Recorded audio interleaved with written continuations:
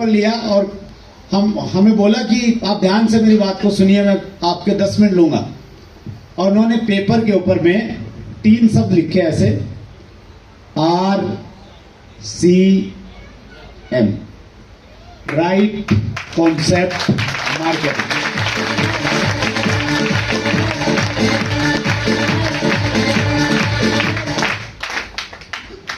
और पहली बार मैंने अपनी जिंदगी में ये जाना कि सामान खरीदने के 2 तरीके हो सकते हैं।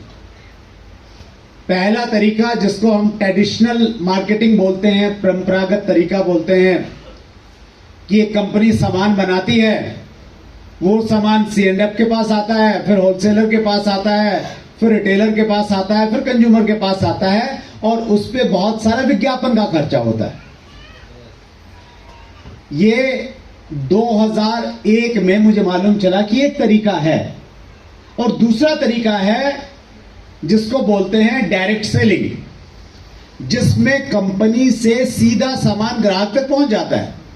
न विज्ञापन पे खर्च होता है, न मिडल मैन पे खर्च होता है, और जो पैसा उनको देना होता था वही पैसा कंपनी अपने डायरेक्ट सेलर्स को, अपने डिस्ट्रीब्यूटर को दे लग जाती है। जब आप इसको सुनते हैं, इस आइडिया को सुनते हैं, इस कॉन्सेप्ट को सुनते हैं, आपको कैसा लगता है? अच्छा लगता है? कितने लोगों को अच्छा लगता है? मुझे बहुत अच्छा लगा। मुझे लगा कि ये तो बहुत जोरदार चीज है। फिर उन्होंने बोला कि ये करके आप बहुत बड़ा बिजनेस कर सकते हैं, सपने पूरे कर सकते हैं। तो जब वो बिजनेस की बात आई, सपनों की बात आई, पैसे की बात आई, तो वो मेरी समझ में नहीं आई।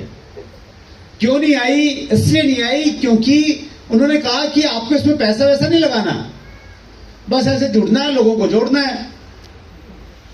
मैंने कहा जुड़ने जोड़ने से कैसे पैसा आ जाएगा, कैसे सपने पूरे होंगे, कैसे आगे बढ़ेंगे? तो मैं बहुत ईमानदारी से आपसे बातचीत करूं, आज से लगभग 22 साल पहले मैंने RCM को अपने दोस्त को खुश करने के लिए ज्वाइन किया था।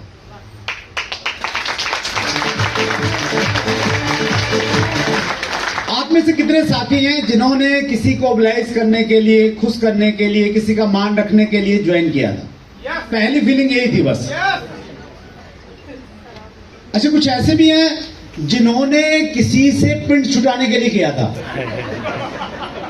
कुछ है, एक बंदा पीछे लग रहा था, कर ले कर ले कर ले, आपने बोला ले कर लिया, अब तो छोड़ेगा। आपने कैसे भी किया, पिंड छुटाने के लिए किया, किसी को खुश करने के लिए किया, वो इंपॉर्टेंट नहीं है। इंपॉर्टेंट ये है, जब तक आप RCM को करेंगे तब तक कुछ नहीं होगा, लेकिन जिस दिन RCM आपके अंदर में उतर जाएगा और ये अंदर से कुछ करवाने लग जाएगा, उस दिन बहुत कुछ होगा।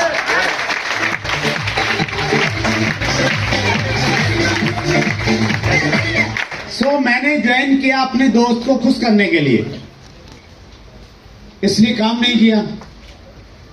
और आदमी जब काम नहीं करता है उस समय भी एक काम जरूर करता है, नए काम करने के बहाने बनाता है। हेलो, एक बड़े अच्छे राइटर हैं डेविड जे स्वार्ट्स, उनकी किताब है मैजिक ऑफ थिंकिंग बिग, बड़ी सोच का बड़ा जादू। उसमें वो कहते हैं कि जिंदगी में आपके पास में 2 विकल्प होंगे आपके पास में, उन 2 में से आपको एक चुनना पड़ेगा।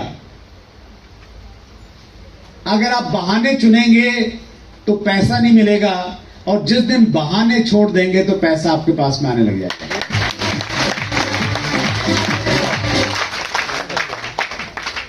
बहुत सारे लोग आज मीटिंग में पता क्यों नहीं आए? क्या किया उन्होंने? बहाने बनाए। और हम भी उन्हीं लोगों की कैटेगरी में यहाँ आ गए। हाँ, वो अच्छी बात है,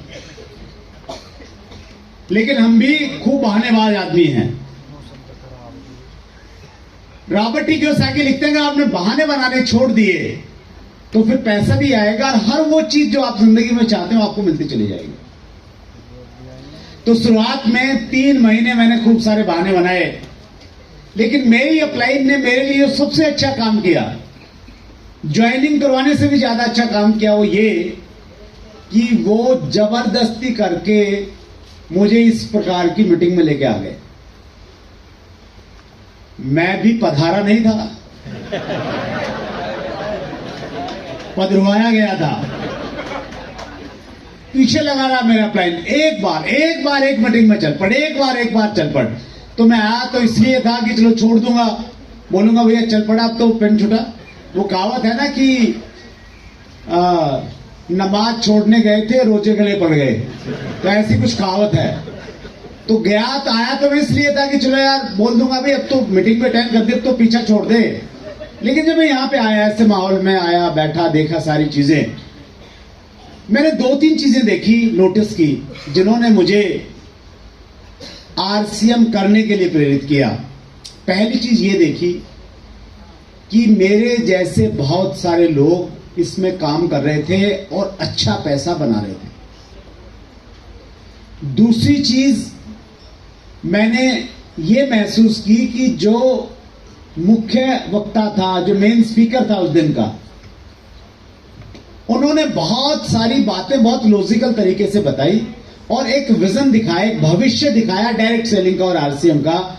उनकी बातों के लॉजिक ने मुझे सोचने पे मजबूर किया और मुझे लगा कि नहीं, मुझे ये काम करना चाहिए, और मैंने नहीं किया तो शायद मैं जिंदगी में पिछड़ जाऊंगा, ऐसा एक फील आया मेरे अंदर।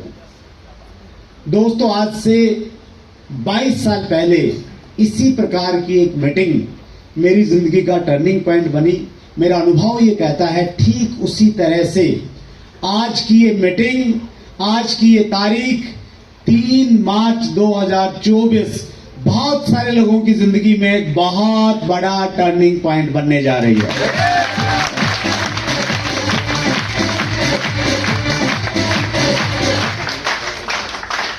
जिंदगी बदलने के लिए वर्षों नहीं लगते सर। हेलो, जिंदगी बदलने के लिए वर्षों नहीं लगते। एक राइटर है विली जोली, वो लिखते हैं कि आपकी जिंदगी 60 सेकंड में बदल सकती है।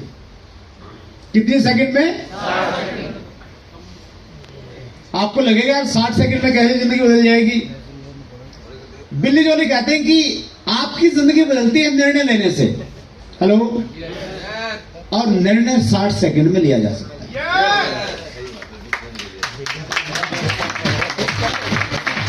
आप यहां पे आए, आने के बाद में आप हालांकि बैठे यहां 2-3 घंटे आप बैठे, सारी चीजें आपने देखी, लेकिन बाद में निर्णय लेना है कि आज के बाद करूं, छोड़ दूं, करूं तो कितने कमिटमेंट के साथ करूं। ये निर्णय लेने में कितना टाइम लगेगा सर? 60 सेकंड में आप ये निर्णय ले लेंगे। यस और नो? तो आज से 22 साल पहले ऐसी ही एक मीटिंग के बाद मैंने निर्णय लिया कि आज के बाद मैं आरसीएम को पूरी जान से करूंगा, पूरी दिल से करूंगा और बिल्कुल अच्छे तरीके से करूंगा। जोश आ गया एकदम, फुल एनर्जी, गुब्बारा फूलने वाला।